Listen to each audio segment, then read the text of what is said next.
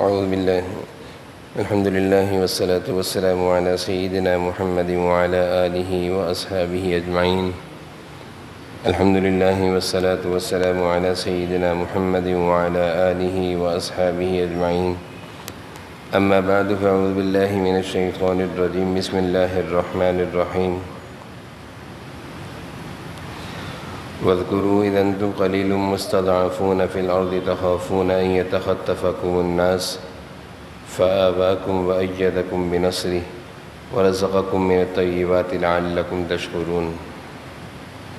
وقال تعالى: الذين إن مكناهم في الأرض أقاموا الصلاة وآتوا الزكاة وأمروا بالمعروف ونهوا عن المنكر ولله عاقبة الأمور. وقال تعالى: وضرب الله مثلا قرية كانت آمنة مطمئنة يأتيها رزقها رغدا من كل مكان فكفرت بأنعم الله فأذاقها الله لباس الجوع والخوف بما كانوا يصنعون. صدق الله مولانا العظيم. اللهم صل على سيدنا مولانا محمد وعلى آل سيدنا مولانا محمد وبارك وسلم. اللهم صل على سيدنا مولانا محمد وعلى آل سيدنا مولانا محمد وبارك وسلم. میرے قابل احترام بزرگوں اور عزیز بھائیوں، مسلمان قوم کو ایک اسلامی ریاست کا مل جانا، جہاں وہ اسلامی شعائر اور اسلامی احکام پر، اسلام کی تعلیمات پر آسانی کے ساتھ عمل کر سکیں، یہ اللہ تعالیٰ کی بہت بڑی نعمت ہے۔ آزادی کا حاصل ہو جانا یا آزاد خطے کا حاصل ہو جانا، یہ اللہ تعالیٰ کی عظیم نعمت ہے۔ اگست کا مہینہ شروع ہوتا ہے تو وطن عزیز کے رہنے والے، اس ملک کے باشندے، بچے، بوڑھے، جوان، سبھی خوشی کا اظہار کرتے ہیں، اور خوشی اس بات کی ہوتی ہے کہ اس مہینے میں اللہ تعالیٰ نے ہمیں یہ ملک، یہ وطن عطا فرمایا تھا۔ یہ وطن کس طرح حاصل ہوا تھا؟ اس وطن اور اس خطے کو حاصل کرنے کے لیے ہمارے اجداد نے، ہمارے آباء اور اجداد نے، ہمارے بڑوں نے کیا کیا قربانیاں دی تھیں، اس کا بھی تھوڑا بہت تذکرہ ہونا چاہیے، تاکہ آنے والی نسلوں کو یہ معلوم چلے کہ صرف آزادی مقصود نہیں ہے، صرف آزادی مقصود نہیں ہے، نہ ہی مسلمان کو آزادی اس کا مقصد ہوتی ہے۔ مسلمان کے لیے آزادی اس کا مقصد نہیں ہے، بلکہ آزادی سے ایک بڑے مقصد تک پہنچنا مسلمان کا مقصد ہوتا ہے۔ اور وہ بڑا مقصد کیا ہے؟ کہ وہ کافرانہ ظالمانہ نظام سے نجات پا کر اللہ تعالیٰ کی رحمت کے سائے میں ایک عادلانہ، منصفانہ نظام کے تحت اور اللہ کی مرضی کی زندگی اور عبادت کی زندگی آسانی سے گزار سکیں۔ یہ اصل مقصد ہوتا ہے آزادی کا۔ آزادی کے مقصد کو ہم بھول چکے ہیں۔ ہم نے آزادی صرف اس حد تک سمجھ لی ہے کہ 14 اگست کو تھوڑی سی آزادی کی خوشی میں نعرے لگا لو، جھنڈے لگا لو اور خوشی کا اظہار کر لو، تو گویا ہم نے آزادی کا حق ادا کر دیا۔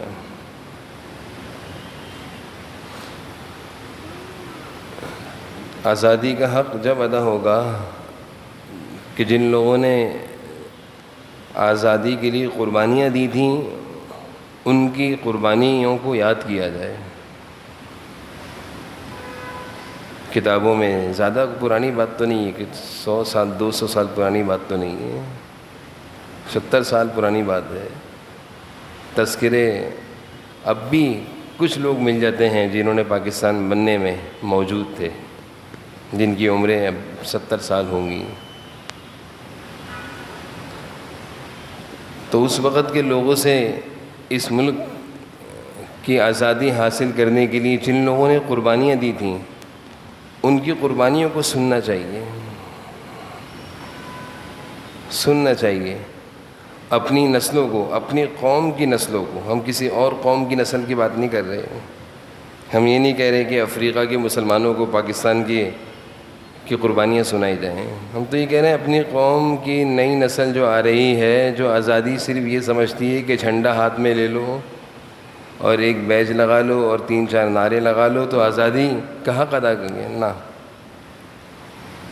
بلکہ اپنے قوم کے بچوں کو اور نسلوں کو اپنے قوم کے آباء اور اجداد کی قربانیاں، جیسے کہ بالکل صریح اور واضح اور بغیر کسی ملاوٹ کے جو باتیں موجود ہیں کتابوں میں کہ تقریباً 20 لاکھ لوگوں نے شہادت دی تھی اس ملک کو حاصل کرنے میں، اس میں خواتین بھی شامل تھیں، اس میں بچے، معصوم بچے بھی شامل تھے۔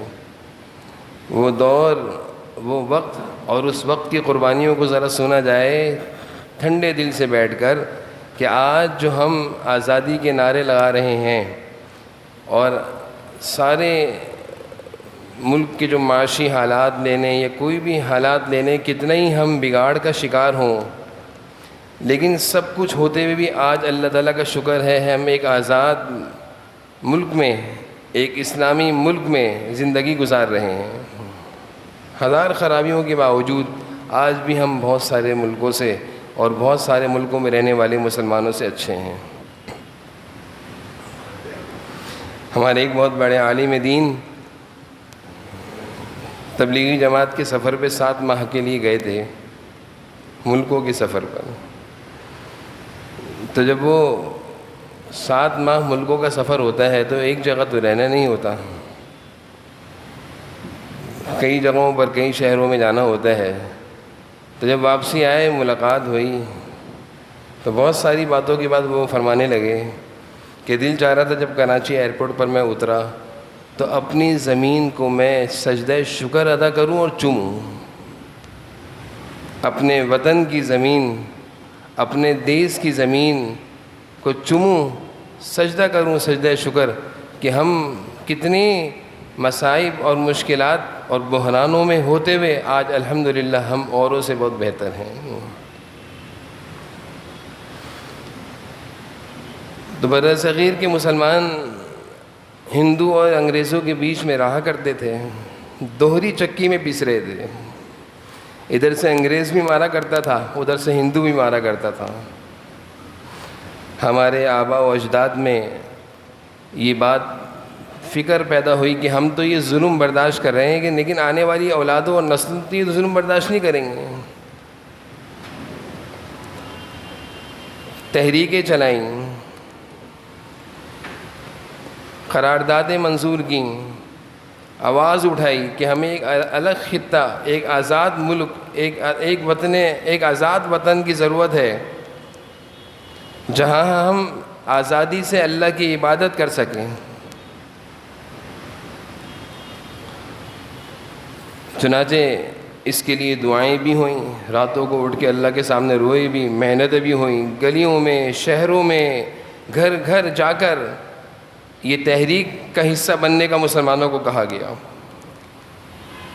اور اس تحریک کے بانیین میں قائد اعظم محمد علی جناح اور ان کے رفقاء اور ان کے ساتھ علماء اور ہمارے آباء و اجداد میں پتہ نہیں کتنے لوگ اس تحریک کا حصہ تھے کہ بھئی ایک ملک اور ایک وطن حاصل کرنا ہے جہاں اللہ کی عبادت آسانی سے کرنی ہے۔ آج جب ہمارا بچہ پوچھتا ہے کہ پاکستان کیوں بنایا گیا، پاکستان کیسے بنا، تو افسوس ہوتا ہے، بلکہ وہ ہماری نوجوان نسل جو ہمارے ہندوستانی رہن سہن سے متاثر ہو رہے ہیں، ان کی ویڈیوز، ان کی فلمیں، ان کا طرز زندگی، کیونکہ ہمارے ہاں تو وہی ہے نا، وہیں کے گانے سنتے ہیں، وہیں کی ویڈیوز دیکھتے ہیں، وہی کلچر ہم لوگوں کے اندر منتقل ہوتا ہے، کیونکہ انسان جو دیکھتا ہے ویسا ہی بنتا ہے۔ ہماری خواتین بھی وہی لباس پہنتی ہیں کیونکہ وہی سب کچھ دیکھتے ہیں۔ تو پھر نوجوان کیا اٹھتا ہے کہ ضرورت کیا تھی ملک بنانے کی، کیوں بنایا ملک؟ تو جب بچہ اس طرح کی کوئی بات کہے، نوجوان اس طرح کی بات کہیں، تو جو حضرات اس ملک کی تاریخ کو جانتے ہیں کہ کس قدر قربانیوں سے یہ ملک بنا تھا، تو ان کی آنکھوں میں آنسو آ جاتے ہیں کہ اس بچے کو کیا پتا کہ یہ ملک خون سے بنا ہے۔ اس ملک کے بننے میں 20 لاکھ شہداء کا خون ہے۔ اس خون میں صرف جوانوں کا خون نہیں ہے، اس میں بوڑھوں کا بھی خون ہے، اس میں صرف مردوں کا خون نہیں ہے، اس میں خواتین کا بھی خون ہے، اس میں بچوں کا بھی خون ہے، اس میں صرف عورتوں کی چیخیں نہیں ہیں، اس میں بچوں کی بھی چیخ و پکار ہیں، اس میں سکھوں اور ہندوؤں کے تیر اور نیزے کا نشانہ جوان نہیں بنے، معصوم بچوں کو بھی نیزے کے اوپر کھڑا کیا گیا تھا۔ تاریخ تو بڑی دردناک ہے، لیکن نسل کیونکہ تاریخ کو جانتی نہیں ہے، نوجوان نسل، آج کی نسل تو کہتی ملک بنا کیوں تھا، ان کو پتہ ہی نہیں ملک کیسے بنا تھا، کیوں بنا تھا۔ 20 لاکھ شہداء کی قربانی کو خاک میں ڈال دیا ایک جملے نے، کہ بچہ کہتا ہے ملک اس لیے بنا تھا کہ جھنڈے لہراؤ، آزادی کے نعرے لگاؤ۔ وہ کہتے ہیں نا کہ زبان پر تو آزادی کے نعرے ہیں اور گلے اور پاؤں میں غلامی کے طوق ہیں، کہنے کو ہم آزاد ہیں اور زندگی ہماری ان کی غلامیوں میں گزر رہی ہیں۔ ان کا کھانا، ان کا رہنا سہنا، ان کا جیسا کلچر، لباس، وہ سب ہماری زندگی کا حصہ بن چکے ہیں۔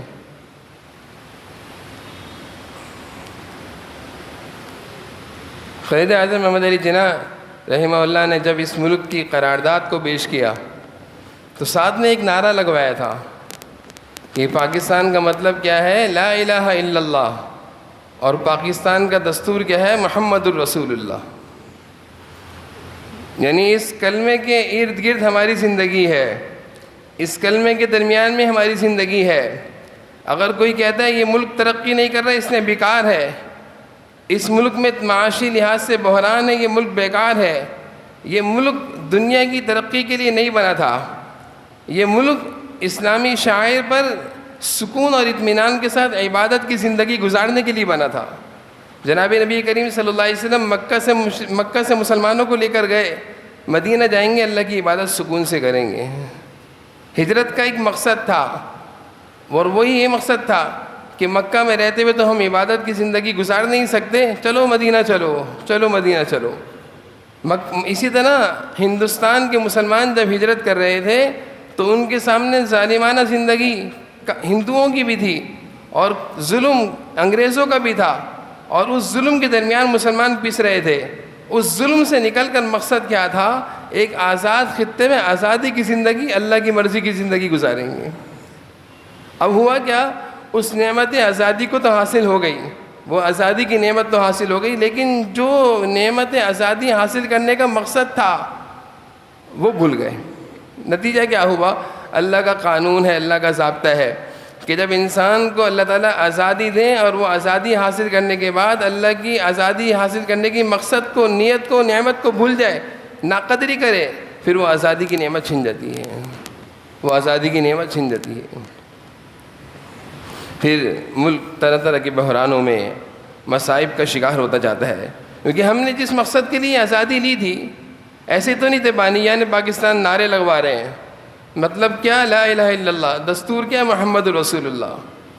اقوام متحدہ میں جب اس ملک کی رجسٹریشن ہو رہی تھی تو یہ دوسرا ملک تھا جو کلمہ طیبہ لا الہ الا اللہ پر اس کی رجسٹریشن ہو رہی تھی۔ یہ دوسرا ملک تھا دنیا کی، اس دنیا پورے کائنات پر۔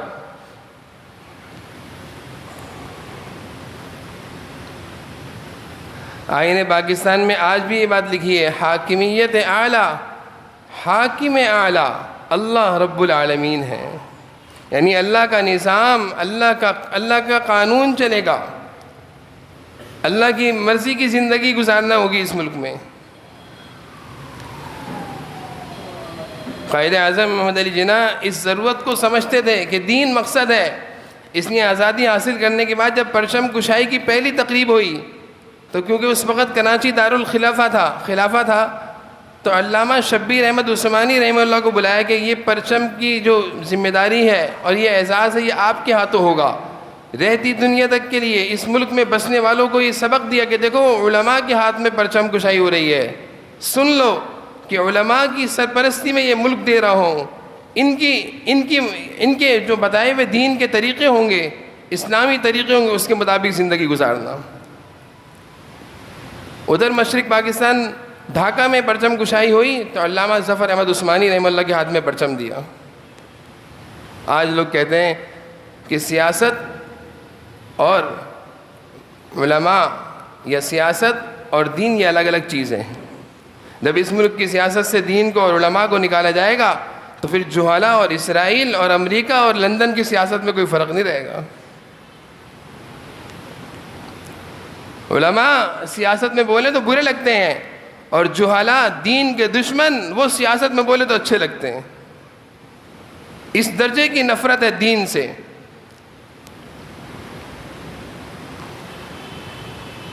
تو اللہ تعالیٰ نے یہ آزادی ہمیں عطا فرمائی تھی، اور آزادی حاصل کرنے والوں کا مقصد یہ تھا کہ ہم آزادی کے ساتھ اللہ کی مرضی کی زندگی گزاریں گے، اور جب اس مقصد میں ہم نے اللہ تعالیٰ کے ساتھ ناقدری اور غلط بیانی اور ناانصافی سے کام لیا کہ اس مقصد کو بھول گئے، باقی ساری باتیں یاد ہیں، دین کا مقصد جو تھا وہ بھول گئے، اللہ تعالیٰ نے وہ آزادی کی نعمت بھی ہم سے چھین لی۔ کہنے کو ہم آزاد ہیں لیکن آزادی کی برکتوں سے ہم محروم ہیں۔ اللہ کی جب نافرمانی ہو، اللہ کے نام پر بنا تھا، اللہ سے راتوں کو دعاؤں میں مانگا تھا، 27ویں شب رمضان میں حاصل ہوا تھا، 20 لاکھ لوگوں نے اس ملک کی خاطر شہادت دی تھی، یہ سوچ کر کہ یہ ایک اسلامی خطہ حاصل ہو رہا ہے، اس کے حاصل کرنے میں شہادت دینا بھی عبادت ہے۔ ان کی شہادت اللہ تعالیٰ نے قبول فرمائی، انہی کی شہادت اور خون کی برکت ہے کہ آج ہم کتنے بحرانوں سے گزر رہے ہیں پھر بھی بچے ہوئے ہیں۔ اگر کوئی اور ملک اس قدر بحرانوں سے گزرتا، اتنے سالوں میں وہ کب ٹکڑے ٹکڑے ہو جاتا، لیکن اللہ تعالیٰ نے بچایا ہوا ہے۔ وجہ اس کی کہ اس ملک کے بنانے میں بچیوں، خواتین، بوڑھوں کا خون، بچوں کا خون اور ان کی چیخ و پکار ہے، اور ہمارے بڑے، ہمارے اجداد، ان کی راتوں کی دعائیں شامل ہیں، اس لیے ٹوٹتے ٹوٹتے ہم بچ جاتے ہیں۔ بے شمار دشمنان حکمرانوں کی شکل میں آتے ہیں اور چاہتے ہیں اس ملک کو توڑ کے چلے جائیں، لیکن اللہ تعالیٰ ان کو توڑتے ہیں، ان کو رسوا کرتے ہیں، ان کو ذلیل کرتے ہیں اور اس ملک کو ٹوٹتے ٹوٹتے بچا لیتے ہیں۔ دھاگے کی طرح ایک ہلکا سا دھاگا ہے، وہ جڑا ہوا ہے، اب ٹوٹا، اب ڈیفالٹ ہوا، اور آوازیں بھی اٹھاتے ہیں، خوش بھی ہوتے ہیں، دشمن ہیں ملک کے، خوش ہوتے ہیں ڈیفالٹ ہونے والا ہے، خبریں پھیلائیں گے اور چاہیں گے برباد ہو ملک۔ یہ ہمدردی ہے۔ جناب نبی کریم صلی اللہ علیہ وسلم نے اپنے عمل سے بتایا کہ ایک اسلامی ریاست ہے، اس سے محبت کرنا یہ بھی اسلام کا حکم ہے۔ آپ صلی اللہ علیہ وسلم مدینہ سے جب باہر تشریف لے آتے تھے سفر پر، جب واپس آتے مدینہ کی در و دیوار کو دیکھتے اپنی سواری کو تیز کر دیتے۔ مدینہ کی در و دیوار کو دیکھ کر آپ اپنی سواری کو تیز کر دیتے اور خوش ہوتے، مدینہ آ گیا، میرا شہر آ گیا۔ بہرحال یہ ایک لمبا اور طویل مضمون ہے، اس مضمون کو مختصر وقت میں نہیں بیان کیا جاتا، لیکن میں اتنی سی بات عرض کرنا چاہتا ہوں، اس ملک سے محبت، اس ملک کی خیر خواہی ہم سب کے ذمے ہے۔ اللہ تعالیٰ نے یہ ملک ہمیں عطا فرمایا، سب سے پہلے اس کا شکرانہ ہے۔ حضرت موسیٰ علیہ السلام کو اللہ تعالیٰ نے 10 محرم کو فرعون کے ظلم سے نجات دی تھی، وہ 10 محرم کو روزہ رکھ کر اپنی آزادی کا شکر ادا کرتے تھے۔ آج تک 10 محرم کو روزہ رکھا جاتا ہے۔ جناب نبی کریم صلی اللہ علیہ وسلم مدینہ سے مکہ جا رہے ہیں، مکہ فتح ہو رہا ہے، فتح مکہ ہے۔ یہ وہ وقت مسلمانوں کو نکالا گیا تھا، آج مسلمان فاتح بن کر داخل ہو رہے ہیں۔ آپ داخل ہوتے ہیں نفل پڑھ رہے ہیں، 1 2 نفل، 4 نفل، 6 نفل، 8 نفل پڑھے آپ صلی اللہ علیہ وسلم نے فتح مکہ کے موقع پر، شکرانے کے کہ اللہ تعالیٰ نے ہمیں آج فاتح بنا دیا۔ تو 14 اگست یہ آزادی کا دن ہے، خوشی کا دن ہے، اور خوشی کا اظہار، اپنی محبت سے، اپنے ملک سے، وطن سے محبت کا اظہار یہ ہم پر حق ہے، لیکن اللہ تعالیٰ سے ساتھ ساتھ شکرانے کے نفل بھی ادا کریں، دعائیں بھی کریں، اور سچے اس ملک کے وفادار ہوں۔ یہ ملک ہمارا اللہ تعالیٰ نے ہمارے بڑوں کی قربانیوں سے عطا فرمایا۔ مت جائیں سیاستدانوں کی باتوں میں، سیاستدانوں کی شکلوں کو مت دیکھیں، یہ بدبخت لوگ ہیں، یہ ہمیں اس ملک کے سے نفرت ڈالتے ہیں ہمارے دلوں میں۔ ان کی سیاست، ان کی سیٹ ان کو محبوب ہے، ان کی سیٹ چلی جائے یہ ملک کو داؤ پہ لگا دیں گے، یہ کہتے ہیں سیٹ پیاری ہے۔ اللہ رحم کرے ہم سب پر، اس وطن پر، اللہ تعالیٰ اس کی حفاظت فرمائے۔ اللہ تعالیٰ ہمارے بڑوں کی جو قربانیاں تھیں ان کی قربانیاں، ان کا خون اللہ تعالیٰ وہ رنگ لائے اور ہم اس ملک میں امن کی، سکون کی، چین کی زندگی گزار سکیں۔ اور جو مقصد تھا، جو مقصد بول کر ہم نے اللہ تعالیٰ سے یہ ملک حاصل کیا تھا کہ اللہ ہم اس میں اسلامی زندگی گزاریں گے، دینی زندگی گزاریں گے، اس میں کوتاہی نہ کریں۔ اپنے طور پر، اپنے اداروں میں، اپنے گھروں میں، اپنی ذات تک جس حد تک ہم دینی اسلامی زندگی کو گزار سکتے ہیں اپنے حد تک اس کو کریں۔ یہ نہ سوچیں برابر والا دکاندار تو جھوٹ بول کے سودا بیچ رہا ہے، میں تو جھوٹ نہ بولوں۔ برابر والی فیکٹری میں جھوٹ بول کر غلط مال بنایا جا رہا ہے، میں تو غلط کام نہ کروں۔ کوئی غلط کر رہا ہے اس کو بھی صحیح راستے پر لانے کے لیے کوشش کرنی ہے، لیکن اپنے اپنے طور پر اگر عوام اپنے طور پر اس مقصد کو یاد رکھتے ہوئے اپنی اسلامی زندگی کو زندہ کریں تو کم از کم عوام ایک مجمع ہے دینی اسلام اور شاعر اسلام زندہ ہو جائیں گے یہاں پہ، اور اللہ تعالیٰ ہم پر رحم فرمائیں گے۔ اور ہمارے بچنے کا ایک ہی راستہ ہے، ہم چاہیں کہ اچھا حکمران فلاں ہے وہ آ جائے گا تو ہم بچ جائیں گے، یہ آ جائے گا تو ہم بچ جائیں گے، یہ ہو جائے گا تو ہم بچ جائیں گے، سب بیکار کی باتیں ہیں۔ اللہ تعالیٰ راضی ہوں گے بچیں گے، اللہ کو ناراض کر کر ہم کبھی نہیں بچیں گے۔ یہ ملک ہمارے بڑوں نے اس لیے حاصل کیا تھا کہ اللہ کی رضا کی زندگی گزاریں گے، اس کو ہم بھول گئے ہیں، ان کے مقصد کو بھول گئے، اس لیے ہم پریشان ہیں، دھکے کھا رہے ہیں۔ کسی حکمران کی باتوں میں آنے کی ضرورت نہیں ہے، اپنے اللہ کو راضی کرنے کی فکر کریں اور کوشش کریں کہ میں اس ملک میں کیا اچھا کردار ادا کر سکتا ہوں۔ کل ایک صاحب کے پاس میں گیا، کہنا میں اس ملک میں بہتری کے لیے کیا کر سکتا ہوں۔ میں نے سوچا، وہ کہنے لگے میں یہ سوچتا ہوں کہ میں اسکول بناتا ہوں، چھوٹے چھوٹے علاقوں میں اسکول قائم کرتا ہوں اور میں بچوں کو تعلیم دلاؤں گا، بچوں کو تعلیم سے روشناس کراؤں گا۔ یہ سوچیں ہیں۔ اللہ تعالی ہم سب کو اس ملک کی قدردانی کی توفیق نصیب فرمائے اور اپنا بہترین کردار اس ملک کی ترقی میں ادا کرنے کی توفیق نصیب فرمائے۔ وآخر دعوانا الحمدللہ۔